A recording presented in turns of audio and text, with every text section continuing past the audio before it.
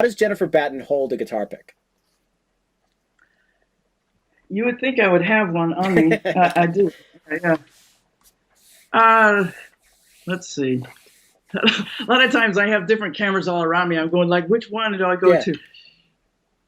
Uh, like this, it's kind of a curved index finger, and then the thumb goes across. But you know what? I suggest that people do it the way I do, and then I tell them stories about how ultimately it's what works for you.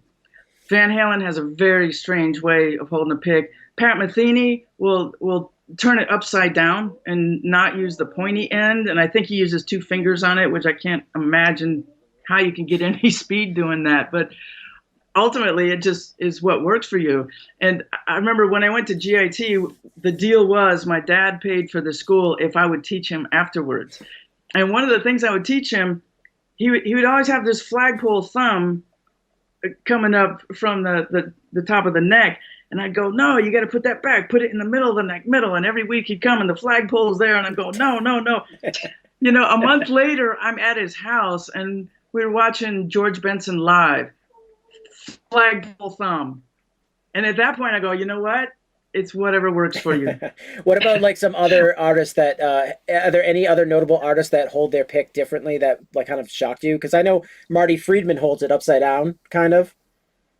Oh, Yeah, does he he? kind of like his whole arm kind of goes down below the strings and he picks like almost upward. Anybody else that you noticed?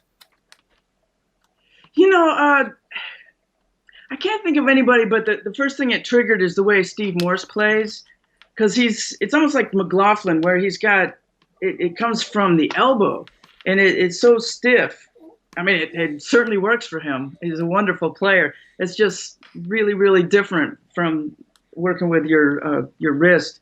That's awesome. Yeah, I mean, it's especially if anybody that's self-taught, like Jeff Beck, he doesn't even use a pick most of the time.